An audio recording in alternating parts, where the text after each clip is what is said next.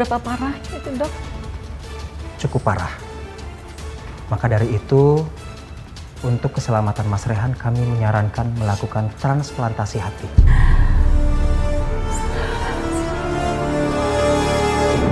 Ini semua karena perbuatan Teteh, karena terus nutupin kenyataan yang ada, Teh. Dan sekarang Mas Rehan yang kena akibatnya. Tapi udah gak akan lama lagi, Mas Rehan akan tahu kalau Umi bukan ibu kandungnya. Setelah hasil Umi itu keluar. Karena hatinya Umi gak akan cocok sama Mas Rehan. Ya. Abah, ini semua kehendak Allah. Apapun yang Abah lakuin semuanya sia-sia. Abah lihat sendiri kan, Mas Rehan masih hidup. Allah itu selalu ngawasin Abah.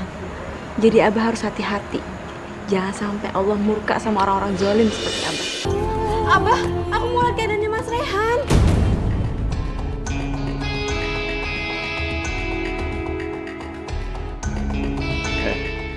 Kalian jangan coba-coba ngelawan, atau kalian akan tahu akibatnya. Aku takut terjadi apa-apa sama Rehan. Tapi aku tidak boleh gegabah. Aku takut Asep atau Marwah malah curiga kalau aku sebenarnya ibu kandung Rehan. Kak, Umi kenapa, Kak? Umi kamu tuh nggak apa-apa, ya. Tapi jangan buka kamar ini. Jangan ada yang berani buka kamar. Kalau ada yang berani, tahu sendiri akibatnya. Aku harus cari cara untuk menolong Rehan. Aku takut terjadi apa-apa sama anakku. Ayo sekarang bubar.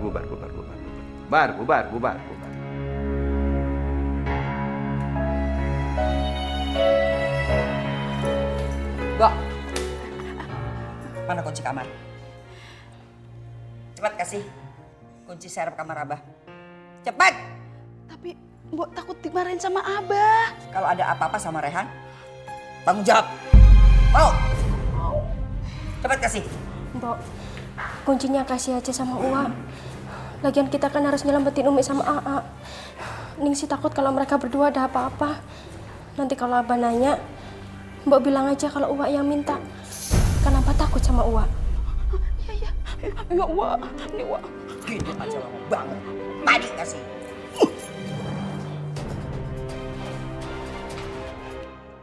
Halo, selamat malam. Ya sudah. Oh, ya. Nanti saya periksa dulu kontraknya ya. Ya, nanti saya telepon balik ya.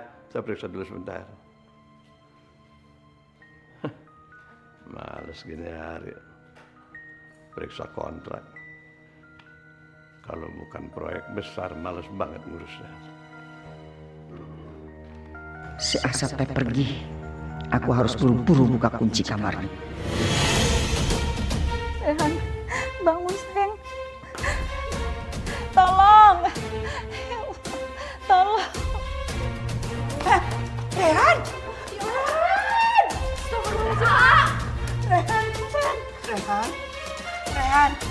Rehan!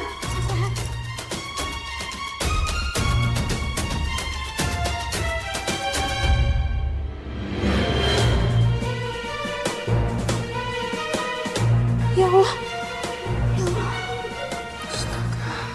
Perutnya Rehan. Kita harus bawa Rehan ke rumah sakit, Teh.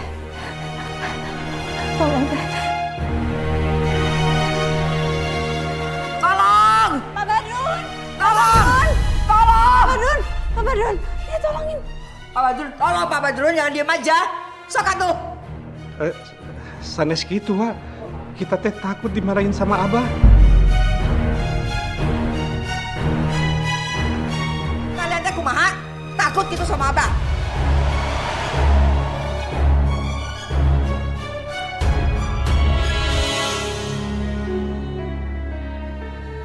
Jadi siapa yang udah berani buka pintu? Asep, kalau sampai terjadi apa-apa sama Rehan, tanggung jawab kamu. Saya akan laporkan kamu ke polisi. Ya jangan atuh Teh. Makanya Rehan teh harus dibawa segera ke rumah sakit. Ya terserah Teteh lah. Ya udah sebentar, aku telepon ambulan dulu.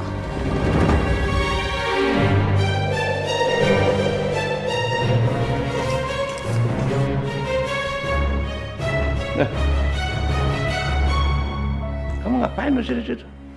Ayo masuk. Enggak, Bah, aku nggak mau. Lagian tuh seharusnya kita ikut ke rumah sakit, Bah. Alah, ngapain ke rumah sakit? Udah ada Umi sama Telis yang ngurus. Awas ya. Kalau kamu coba-coba masuk, pergi ke rumah sakit. Ya tapi aku belum ngantuk, Abah. Dipaksain tidur juga nggak bakal bisa. Iya, Bah. Harusnya benar kita tuh ke rumah sakit jengukin AA. Darsi! Ningsi!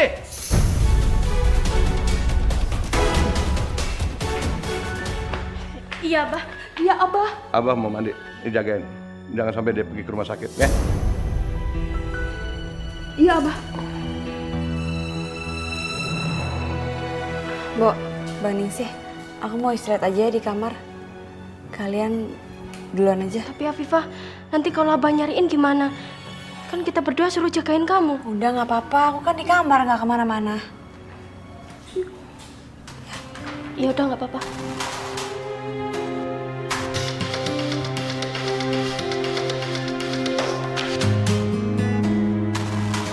Mbak Ningsih dan Bu Darsi udah pergi. Ini kesempatan aku. Aku harus ngeliat Mas Rehan di rumah sakit.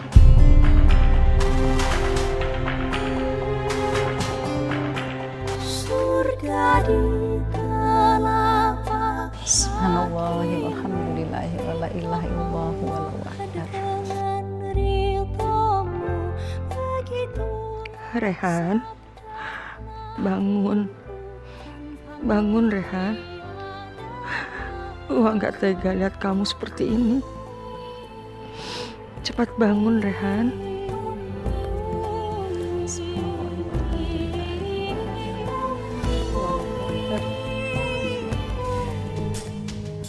Afifah! Afifah! Afifah! Kemana sih Afifah? Jangan-jangan dia kabur. Ningsih, Darsi! Ningsih! Sini. Mana Afifah? Hah?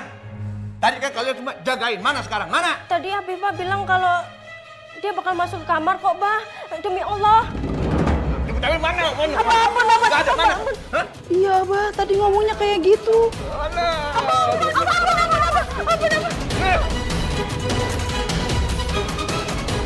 Pasti dia kabur ke rumah sakit. Besok Rehan.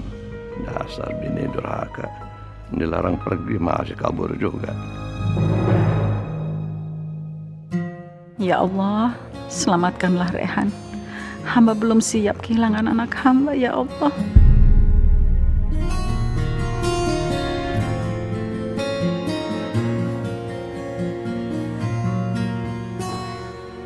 Selamat malam, Dok. Suster. Malam, Bu. Dok, kenapa Rehan tidak sadar-sadar, Dok?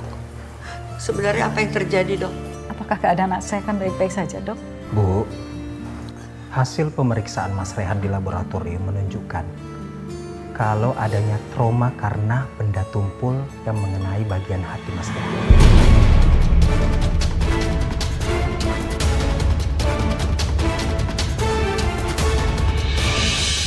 Berapa parah itu, Dok?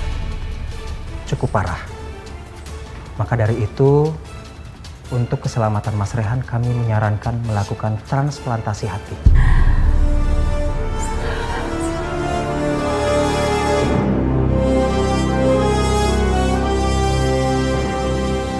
Ya Allah, kenapa Rehan sampai bisa seperti ini? Berapa lama, Dok, menunggu pendonornya? Kalau soal itu kami belum tahu, Bu. Namun sangat kecil kemungkinan kami bisa menemukan pendonor. Tapi kalau ada keluarga, khususnya orang tua, itu sangat membantu kami. Dengan harapan semoga saja menjadi pendonor akan lebih cocok. Saya ibunya, Dok. Saya mau mendonorkan hati saya untuk anak saya, Dok. Kamu bukan ibunya, Marwah. Tapi aku, Rehan itu anakku. Hatimu belum tentu cocok untuk Rehan. Bagus kalau begitu, Bu. Dengan begitu memudahkan kami untuk mendapatkan pendonor. Tapi Ibu yakin mau mendonorkan hati Ibu? Siap, Dok. Saya siap. Saya mau berkorban apa saja buat anak saya. Tapi kalau saya boleh tahu, Dok, berapa besar risikonya untuk saya? Ini yang perlu Ibu ketahui. Pendonor akan kami gunakan mencangkok hatinya 60%. Dan sisa 40% akan digunakan hidup normal oleh pendonor. Namun dengan pola hidup sehat dan menjaga makanan berangsur selama 6-12 bulan, ibu akan mengalami perubahan dan volume hati akan kembali normal seperti biasa. Alhamdulillah ya Allah.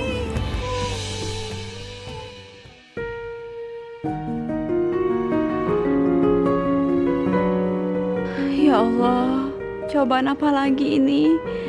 Lindungilah Mas Rehan ya Allah. Berilah kesembuhan sama Mas Rehan. Dok, kapan pencangkokan bisa dilakukan, Dok? Secepat mungkin lebih baik, Bu. Namun harus melalui beberapa prosedur untuk bisa memastikan kondisi calon pendonor hati. Karena apabila kami menemukan resiko bagi pendonor, kami akan mencari pendonor hati yang lain. Saya sehat, Dok. Kondisi saya juga baik. Saya sudah siap, Dok, untuk melakukan apa saja untuk anak saya. Bagus kalau begitu, Bu. Kami akan segera melakukan pemeriksaan. Marwah bukan ibu kandungnya. Tapi mudah-mudahan hasilnya cocok. Agar Marwah tidak curiga apa-apa. Aku tidak akan larang Marwah buat coba donorin hatinya. Dok, saya uaknya dok. Saya juga siap jadi pendonor. Ya, Bu, nggak apa-apa. Kalau cocok. Kalau begitu, Ibu berdua ikut saya nanti dibantu suster. Kita segera melakukan pemeriksaan. Dan hasilnya nanti akan menentukan siapa yang cocok untuk mendonorkan hati. Silakan, Bu. Mari.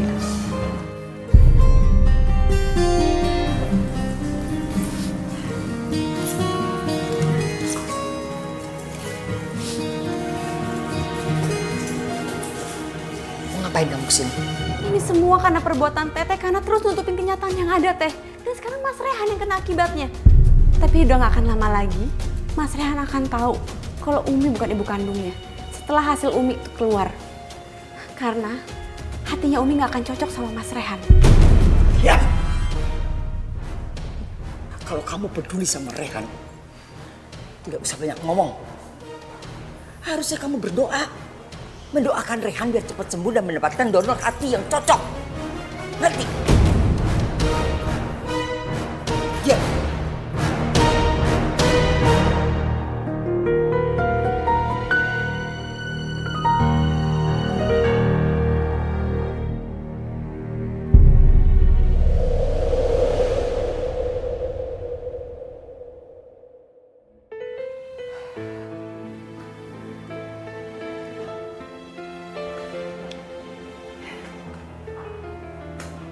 Afifah, kamu dari semalam sampai pagi di sini nungguin Rehan. Kalau Abah tahu, terus kamu gimana? Aku udah izin sama Abah ke Umi buat temenin Umi. Maafin aku, Umi. Aku terpaksa berbohong sama Umi. Rasanya nggak mungkin Abah membiarkan Afifah ada di sini menunggu Rehan. Pasti Afifah bohong. Tapi aku ngerti, Afifah pasti nggak akan bisa tenang sebelum tahu keadaan Rehan. Permisi Ibu, hasil labnya sudah keluar. Ibu harus menemui dokter sekarang. Oke, ya. Ayo Teh. Ayo, Teteh juga udah gak sabar pengen tahu hasil labnya.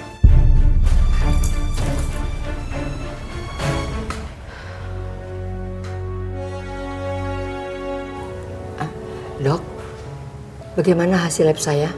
Sebentar, Bu Olis. Saya bacakan dulu hasil tes lab Umi Marwah.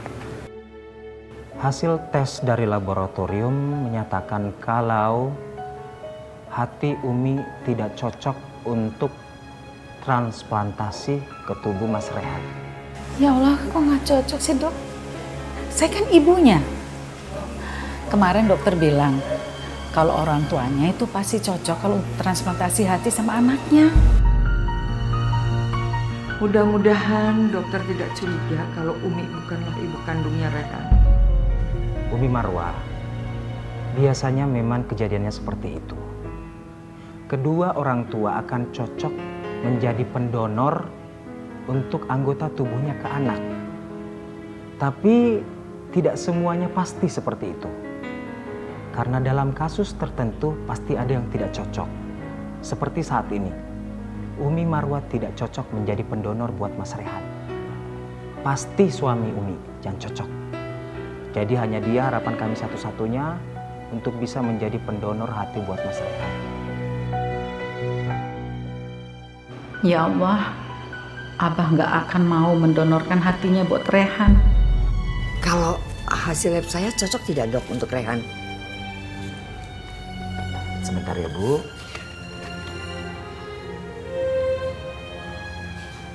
Hasil tes laboratorium Bu Elis sama dengan Umi Marwah. Sama-sama tidak cocok Bu.